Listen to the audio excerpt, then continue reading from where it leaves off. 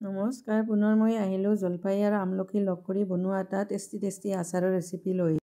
ৰেচিপিটোৰ কাৰণে মই মোটামুটি 250 গ্ৰামকৈ জলফাই আৰু আমলখি সমান জোখত ল'লোঁ। দুঘণ্টামান আগতে এইখিনি পৰিষ্কাৰ কৰি ধুই মই খৰাহিত পানী সৰিবলৈ দিছিলোঁ। পানীখিনি সৰি যোৱাত এইখিনি এতিয়া মই শুকান কাপোৰেৰে ভালদৰে মচি ল'লোঁ, যাতে ইয়াত অকণো পানী লাগি নাথাকে।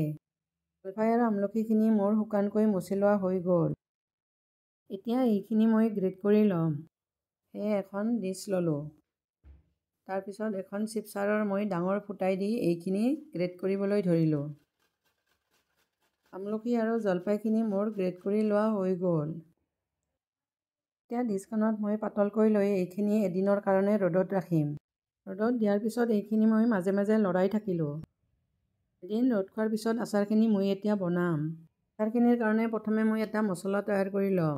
তাৰপিছত এখন ডিছত মই 1.5 চামুচ জিৰা ল'লোঁ আৰু 2 চামুচ ধনিয়া লোৱাৰ লগতে আধা চামুচ মই আজৱাইন, আধা চামুচ ক'লা জিৰা আৰু 10-12টামান মই জালুক ল'লোঁ।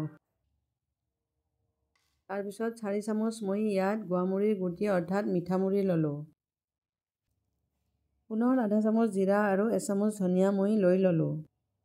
এতিয়া মছলাখিনি মই অকণমান ভাজি ল'ম, সেয়ে গেছত এটা পেন উঠাই দিলোঁ।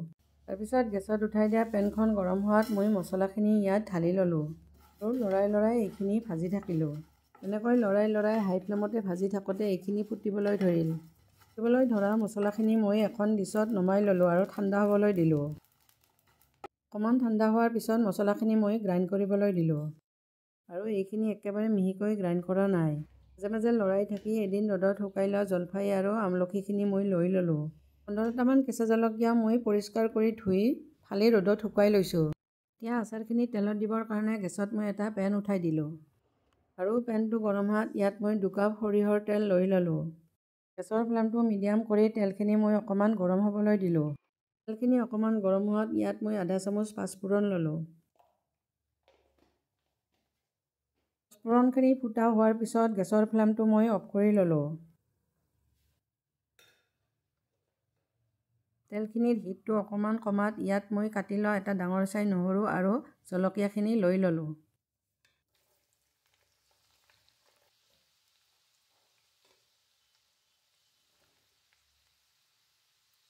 নহৰু আৰু জলকীয়াখিনি লৈ এইখিনি মই লৰাই দিলোঁ আৰু এচিকুট ইয়াত মই হিং ল'লোঁ। তাৰপিছত তেলখিনি মই ঠাণ্ডা হ'বলৈ দিলোঁ। তেলখিনি ঠাণ্ডা হ'বলৈ দি এটা মই ডাঙৰ চাই বাউল ল'লোঁ।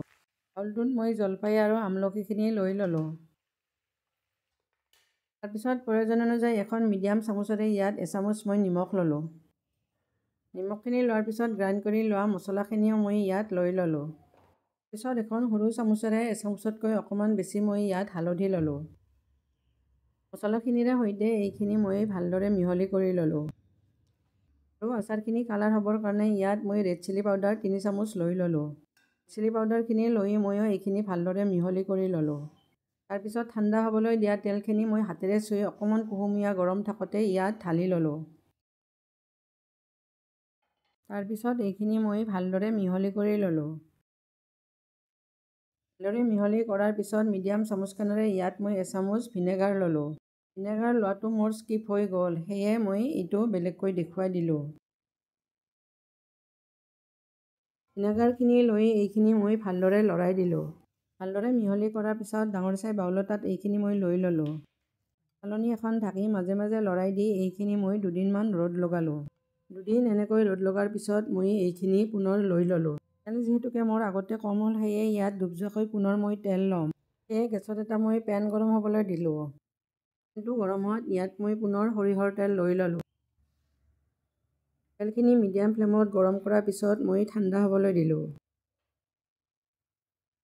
তেলখিনি একেবাৰে ঠাণ্ডা হ'বলৈ দি মই পৰিষ্কাৰ কৰি ধুই শুকুৱাই লোৱা এটা কাঁচৰ বৈয়াম ল'লোঁ আৰু বাউলটোত থকা আচাৰখিনি মই অকণমান লৰাই দিলোঁ।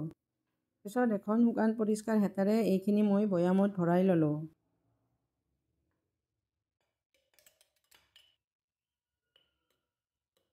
বৈয়ামটো ভৰাকৈ আচাৰখিনি লোৱাৰ পিছত এতিয়া ঠাণ্ডা হ'বলৈ দিয়া তেলখিনি লৈ ল'লোঁ আৰু হাতেৰে চুই চালোঁ। একেবাৰে ঠাণ্ডা হোৱাত হেতাখনেৰে মই আচাৰখিনিৰ ওপৰত তেলখিনি লৈ ল'লোঁ আচাৰখিনি এসপ্তাহমান ৰ'দ লগাৰ পিছত ধুনীয়াকৈ খাব পৰা হৈ যাব। অকণমান বেলেগকৈ বনোৱা আমলখি আৰু জলফাইৰ মিহলি আচাৰৰ ৰেচিপিটো চাই কেনেকুৱা লাগিল কমেণ্ট কৰি জনাব। আৰু লগতে লাইক, শ্বেয়াৰ, ছাবস্ক্ৰাইব কৰিবলৈ নেপাহৰিব। আজিলৈ ধন্যবাদ।